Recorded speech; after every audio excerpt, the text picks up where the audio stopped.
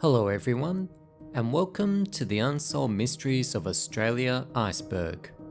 I've noticed that there's not a lot of iceberg charts out there related to Australia, so I thought I'd make one myself that fits the vibe of my channel. I sorted things by what I personally consider the most well-known mysteries, down to the least known. A lot of this iceberg will be made up of unsolved murders and missing persons, so fair warning if you find those topics distressing.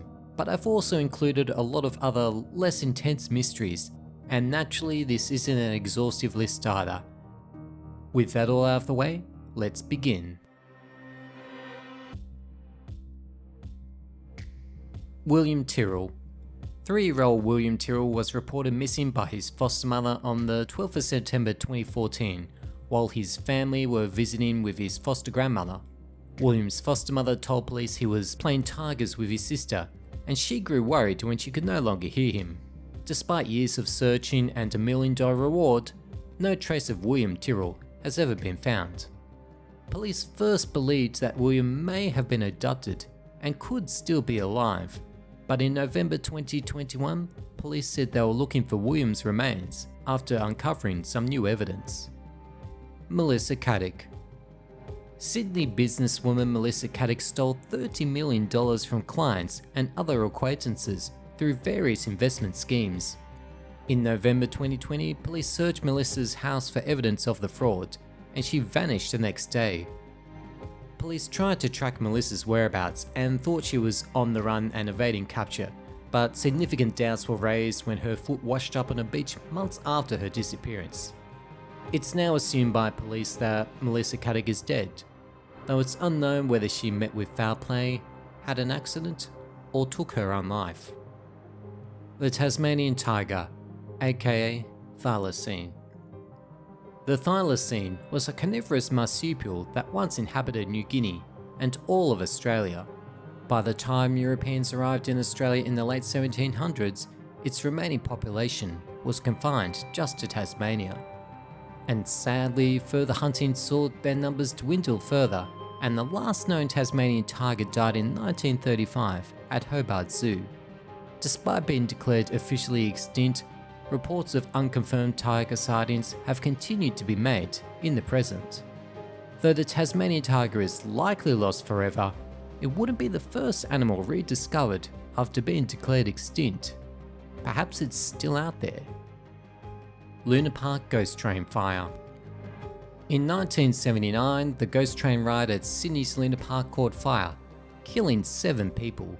An official inquiry found that a discarded cigarette or a match was the most likely cause of the blaze, though the belief has persisted that the fire was a deliberate act of sabotage.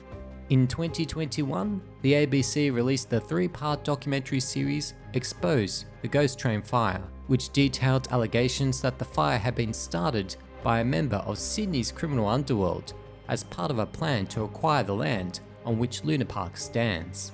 The documentary concluded that there was enough new evidence to justify a second inquiry. Don Mackay. Don Mackay was a furniture salesman who campaigned against the drug trade in his hometown of Griffith in regional New South Wales. Mackay even went so far as to inform police of an illegal marijuana crop, which resulted in a lot of arrests and perhaps a lot of enemies for Mackay. In June 1977, Mackay went missing after having some drinks with friends at a hotel. The investigating police officers found evidence of Mackay's blood and hair in the hotel car park, as well as some spent bullets. And while multiple people have admitted some involvement in his disappearance and murder, Don Mackay's body has never been located. The Beaumont Children.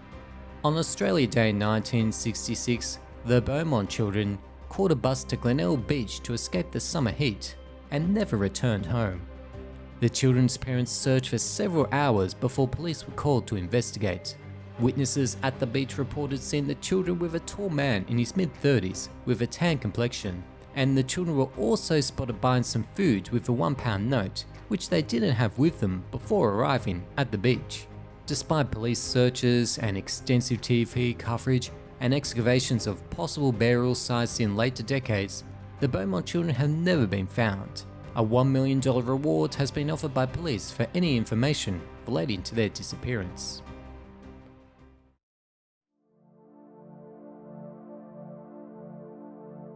The identity of Mr. Cruel. Mr. Cruel is the name given to a criminal responsible for abducting and sexually assaulting 3 girls in Melbourne during the late 1980s and early 1990s, and is highly suspected of abducting and murdering a 4th girl. He always wore a balaclava and would break into family homes armed with a gun and sometimes a knife, and would cut phone lines and tie up family members before carrying out his attacks. Police believe that he may have filmed at least some of his crimes based on the evidence given by the girls who were abducted. Police have had multiple suspects that they've been unable to rule out, though none with enough evidence for an arrest. And given how relatively recent the attacks were, Mr. Cruel may still be alive, though no new crimes have been attributed to him. Charles Kingsford Smith. Many of you may recognise the name Charles Kingsford Smith. He was a noted aviator, and Sydney's main airport is named after him. You may not know that Charles Kingsford Smith disappeared while flying, much like Amelia Earhart. Smith, along with his co-pilot Tommy Pethybridge, vanished as they flew in the Southern Cross over the Andaman Sea in November 1935. Though parts of their plane have been recovered over the years, the entire wreckage has never been found. Did Charles Kingsford Smith and his co-pilot meet with foul weather, some engine trouble, or something else? The Malcolm Fraser trousers incident. After giving a speech at the Memphis Economic Club in October 1986, former Australian Prime Minister Malcolm Fraser decided he'd have some drinks at the Peabody Hotel. The next day, Fraser was seen wandering the halls of the Admiral Benbow Hotel, and he was missing his watch, his money, and his pants.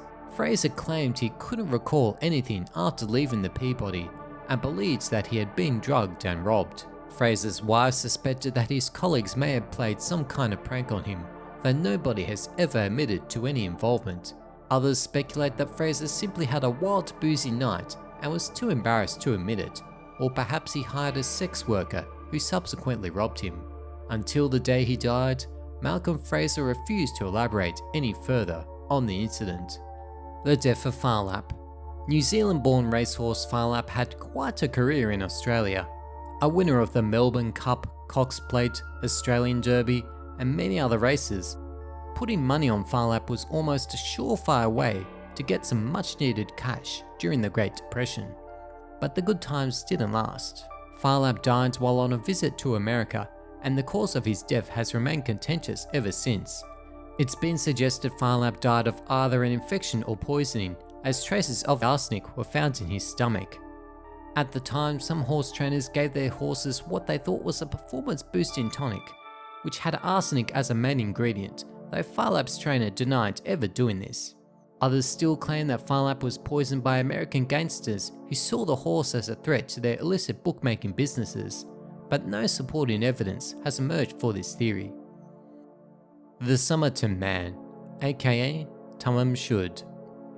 In 1948, a man's body was discovered on Somerton Beach in South Australia, dressed in a suit and tie. A page torn from a translation of the Rubaiyat of Omar Khayyam containing the words Tamam Shud was found in one of the man's pockets. The man had no identification, and it's unknown whether he was murdered or took his own life. Witnesses reported seeing a man resembling him lying down on the beach, though they thought he was a drunkard. 6 weeks after his body was discovered, a suitcase thought to belong to Somerton Man was found at Adelaide Railway Station. Inside were some clothes, some of which had their labels removed, as well as a modified knife and scissors, and a thread card for a brand that couldn't be bought in Australia at the time. A lot of people have theorised that he may have been a spy given the lack of ID and the undetermined cause of death, though no firm conclusions have ever been drawn by investigators. In 2021, his body was exhumed to identify him through DNA testing, though so far no results have been made public. The Shark Arm Case. In one of the strangest stories in Australian history, a murder was revealed in 1935 when a shark vomited a human arm in an aquarium. The arm had a tattoo of 2 boxes and was soon revealed to belong to Jim Smith, a sometimes billiards hall manager that was also involved in illegal betting rackets, smuggling, and scams.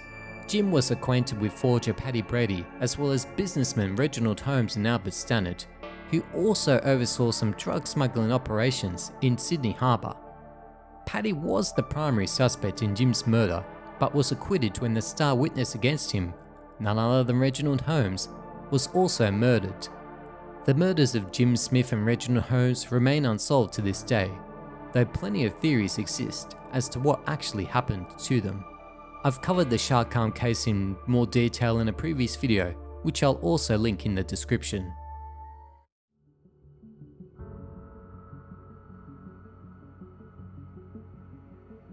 The Easey Street Murders. Friends Suzanne Armstrong and Susan Bartlett lived together in a terrace house in Melbourne during the late 1970s. On the 10th of January 1977, both women were stabbed dozens of times by an unknown person. The house's German Shepherd puppy and Suzanne's son Gregory were both unharmed, and the cries of Gregory alerted neighbours that something was wrong. There were no signs of forced entry at the house, and none of the 130 persons of interest has ever been charged over the murders.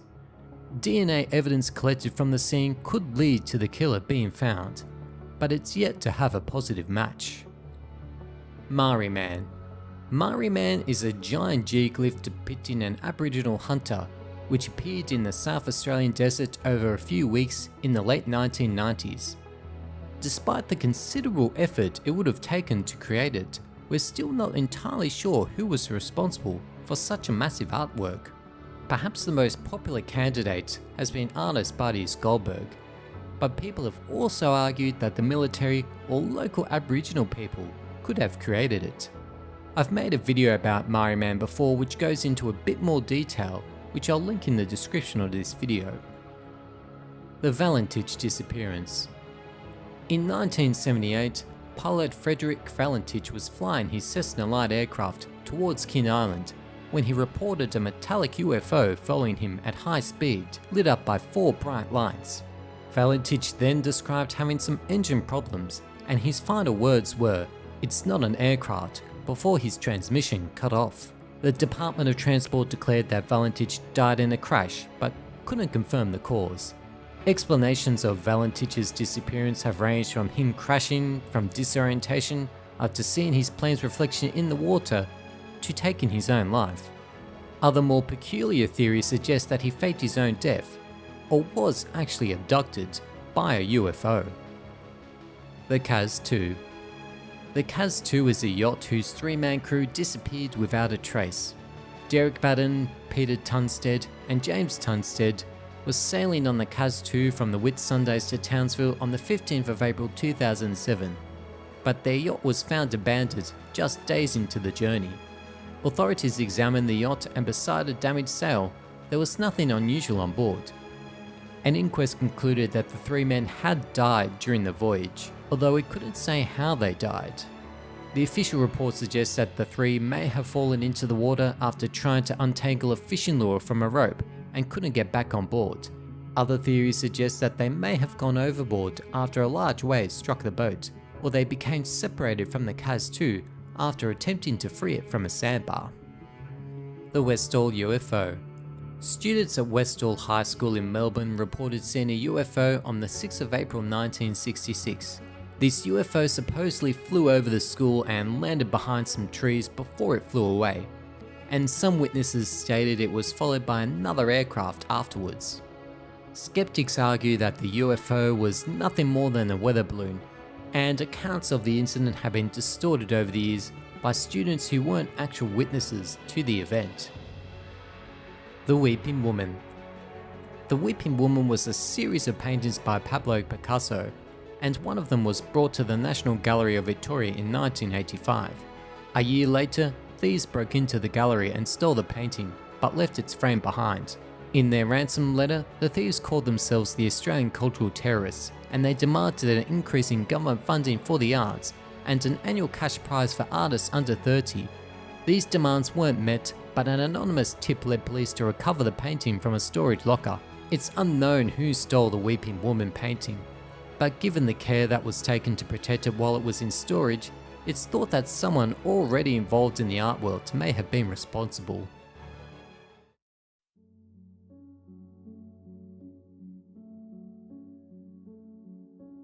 The Story of the Kelly Gang. The Story of the Kelly Gang is an hour-long silent movie released in 1906, which, as its title suggests, tells the story of Ned Kelly and his gang of bushrangers. Unfortunately, the film was made at a time when long-term replayability and preservation weren't as much of a consideration as they are today, and much of the film has become lost. Various fragments have been discovered since the 1970s, and about 15 minutes of the film has been restored and is available to watch today. And though we do have some idea of what the complete film may have depicted thanks to some publicity materials, the actual specifics are lost to time. And if that wasn't enough of a mystery, just 2 of the cast members of the film have been positively identified. Perhaps other fragments of the story of the Kelly Gang exist in some long forgotten collection which may help fill in all those plot holes and casting choices, but given the film's age, it may be a mystery that is forever unsolved. The Family Murders. Across South Australia in the 1970s and 1980s, a network of predators known as the Family were responsible for kidnapping, torturing, and brutally murdering 5 young men. Bevan Spencer Von Arnhem and his associates would find some pretense to lure their victims, and proceeded to drug them and take them to another location to be abused and eventually killed. Von Arnhem was convicted of the killing of Richard Kelvin, son of newsreader Rob Kelvin, but nobody else has been charged over the other murders to date. It's thought that the other perpetrators are people of considerable power and influence in Adelaide, and suppression orders have helped them evade identification and justice. The Swamp Lady. In the early 1900s, wealthy heiress Margaret Clement and her sister lived in Tullaree Mansion, an opulent home in the Gippsland region of Victoria. Though their home was a grand one, it was situated right in the middle of swampland and floodplains. Following her sister's death and being scammed out of a large portion of her money, an aging Margaret and her dog moved from the decaying mansion into a cottage on the grounds. It was in these circumstances that Margaret disappeared in 1952.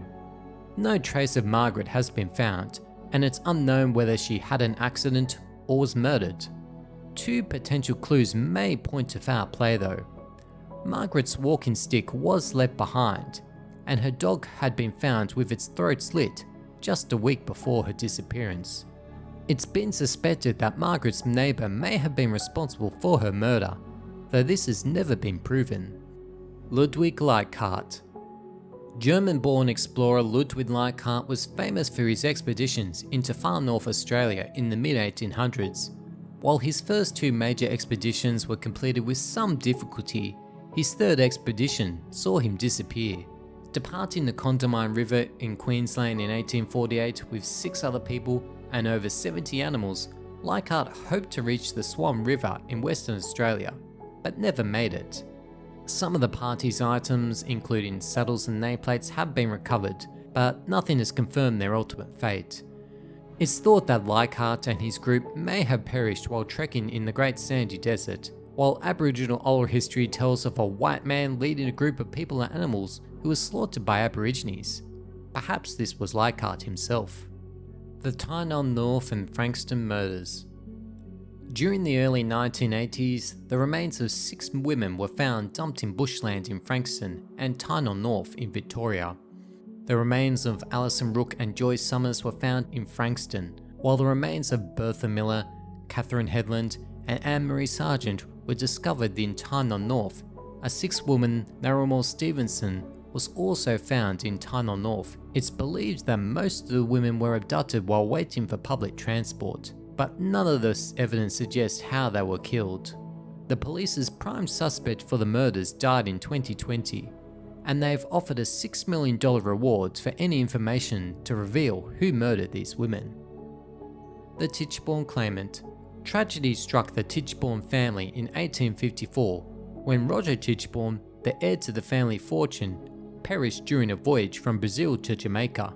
Roger's parents didn't give up hope though, and believes that he may have somehow survived. They placed advertisements in publications all over the globe, hopeful that someone would have information about their son's survival. 10 years after his supposed death, a butcher in Wagga Wagga named Thomas Castro announced that he was Roger Tichborne and had survived his ship's sinking. Thomas, or the Claimant as he would become known, travelled to England to be recognised as the heir to the fortune, while Roger's mother believed the Claimant, as the two had been writing letters to one another for several months to this point. Many others were sceptical of the story. After Roger's mother died, the Claimant went to court to gain possession of the Tichborne family estates, which could see him earn millions. He lost and was thrown into prison for perjury. The Claimant maintained his story to his dying day, but the truth has remained elusive. Was he an opportunist trying to worm his way into a wealthy family? Or was he really the long-lost heir, prevented from making his rightful claim to the Tichborne estates?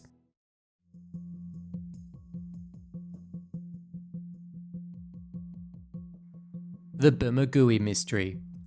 On October 8, 1880, surveyor Lamont Young and 4 other men boarded a boat to find new goldfields that could be exploited north of Bermagui. Their boat was found 2 days later, unoccupied, in what would later become known as Mystery Bay. It appeared the boat had been deliberately wrecked rather than some kind of accident, and a search of the boat found some vomit and a bullet of unknown origin on board, although there were no conclusive signs of foul play. And just to complicate things further, the last confirmed sighting of the boat reported a sole occupant on board. It's unknown if this person was one of the 5 men from Young's party or someone else altogether. Rodney Marks. Australian astrophysicist Rodney Marks died in May 2000 while working at the Amundsen Scott South Pole Station in Antarctica. Marks had been severely ill for over a day leading up to his death, during which time the station's doctor was nowhere to be seen. Marks's body was examined by New Zealand investigators who found that he had died of methanol poisoning, though they were unable to say whether it was due to an accident or somehow intentional. The coroner noted that police efforts were hampered when obtaining information from the American authorities that ran the station where Marks worked. New Zealand investigators believed that the potential threat to jobs may have prevented others stationed with Marks from being more forthcoming about the circumstances surrounding his death. The Sarik Ariyak Assassination. On the 17th of December 1980, Turkish diplomat Sarik Ariyak was leaving his Dover Heights home with his bodyguard Engin Seva when the two of them were gunned down by assailants riding a motorcycle. A group known as the Justice Commandos of the Armenian Genocide claim responsibility for the assassination, though Ariyak and Seva's killers have yet to be identified. In August 2020, new information led police to search Sydney Harbour for new clues related to the assassination, but there have been no new findings reported to date. The Patanela Disappearance. Michael Calvin and John Blissett were 2 young sailors, and in October 1988 decided to sail from Fremantle to the Whitsundays. Their ship was the Patanela, and they were accompanied by Ken and Noreen Jones. Sadly, the Patanela disappeared while sailing near Botany Bay in November. The fate of Michael, John, Ken and Noreen has been speculated over ever since, with theories ranging from their boat being run over by another large vessel to some kind of hijacking. In 2008, a bottle was found on a Western Australia beach containing a note inside from John. Dated the 26th of October 1988, John's note offered its finder the chance to join their boat on a sailing holiday in the Whitsundays. Other than a life buoy found near Tyrrell, no other trace of the Patanela or its crew has been recovered. Lasseter's Lost Reef. Somewhere in outback Australia exists a fabulous golden-rich quartz reef over 11 kilometers long, at least according to Harold Lasseter, who told of his discovery in the late 1920s and early 1930s. Lasseter claimed to have found the reef when he was younger and sought to raise funds for an expedition to travel the outback and rediscover it. Lasseter was able to secure some money and a team to carry out the search, but it didn't end well for him. The team set out from Alice Springs in July 1930, but one by one the frustrated team members abandoned Lasseter. Lasseter would continue the search, but died in the desert, still seeking his fortune. Though many have viewed Lasseter's story as a desperate attempt to make money during the Great Depression, some people believe that he may have been onto something. Explorer Bill DeCarly claims to have seen the reef for himself through his own searches and matching locations with those mentioned in Lasseter's diaries.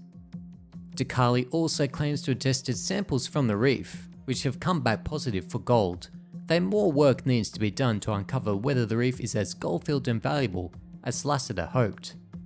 VH-MDX. VH-MDX was a Cessna light aeroplane that disappeared during a flight on the 19th of August 1981. On board the Cessna were workmates Ken Price, Noel Wildash, Rhett Bosler, Phil Pembroke and pilot Mike Hutchins. The plane had taken off from the Whitsundays and planned to fly to Bankstown Airport in Sydney, but during the journey encountered severe turbulence over the Barrington Tops in New South Wales. The last radio message from the plane came at 7:39 PM when the panicked pilot told the operator that the Cessna was at 5,000 feet and going up and down like a yo-yo.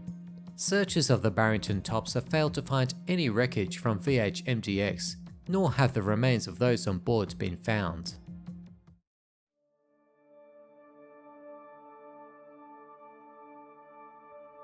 The death of Ross Schumacher. In 2006, construction company owner Ross Schumacher was found dead in his home of a gunshot wound to the back of the head. A coronial inquiry found that Schumacher might have taken his own life, but it was the least likely possibility based on forensic evidence. It was also determined that Schumacher may have accidentally shot himself, or a third party may have fired the fatal bullet. Before his death, Schumacher had told friends and family that he was battling cancer, although there's no evidence he was actually being treated for the disease, and an autopsy failed to show any signs either. Schumacher was also described as a very driven and competitive person who never backed down from situations where he may have made enemies. The Gyra Ghost Mystery. Released in 1921, The Gyra Ghost Mystery is a film that recounts some alleged poltergeist activity which happened to the Bowen family in Gyra, New South Wales.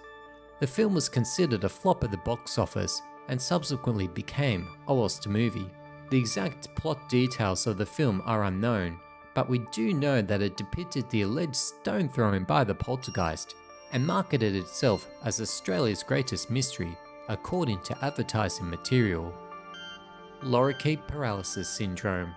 In 2020, evidence emerged that thousands of rainbow lorikeets are being affected by some form of paralysis with an unknown origin. The lorikeets that don't die from the condition often face a lengthy rehabilitation period. Scientists believe that the birds aren't being poisoned by any man-made pesticide or chemicals, but instead are swallowing some kind of toxic plant. It's thought that this plant is unlikely to be a native one and could be something that people have in their backyards. Sydney University is appealing for anyone in northern New South Wales and southern Queensland to take photos of any lorikeets they see feeding on plants, so they can narrow down which one is causing paralysis in the birds. I'll leave a link in the description below for anyone who may be in a position to help. The Israeli consulate bombing. In December 1982, a bomb exploded outside the Israeli consulate in the Sydney CBD and injured 2 people. Hours later, another bomb was discovered in a 1970 Green Valiant outside the Hakoah Club in Bondi, but this failed to detonate. Police charged someone over their involvement in the bombings at the time, though these charges were dropped before fronting court. No person or group has ever claimed responsibility for the bombings, but police believe that a woman and 2 men who were seen purchasing the Green Valiant used in the club bombing were involved somehow. The Kilwa Coins. During World War II, radar-based operator Maury Iceberg was walking the beaches of Marchbar Island when he found 5 coins on the sand. He placed them in a tin but wouldn't bring them out of storage until 40 years later, when he donated the coins to the Powerhouse Museum. Staff at the museum examined the coins and discovered that they'd originated from the island of Kilwa Kisiwani, off the coast of Tanzania, and they were over 900 years old. Despite the best efforts of archaeologists, it's unknown just how these coins ended up on the beach of Marchbar Island. Did they come ashore from a shipwreck? Or were they the result of trade between Aboriginal people and sailors before full-scale European arrival in Australia? Or is it possible that the people of Kilwa Coins had somehow sailed to Australia and made contact with Aboriginal people hundreds of years before anyone else in the world? Aboriginal sherry poisonings. The John Flynn Memorial Church in Alice Springs was the site of a mass poisoning of Aboriginal people in 1981. A bottle of sherry laced with poison was left nearby and was drunk by members of the local Aboriginal community. 2 of the Aboriginal people died and 14 others were hospitalised. A coroner found that the group had drunk sherry laced with strychnine, and this was a deliberate act of murder. Detectives have continued to investigate and a cash reward has been offered, but the poisoner is yet to be found. And that's the end of the iceberg. Thank you so much if you're still watching and made it this far into the video. I really do appreciate it.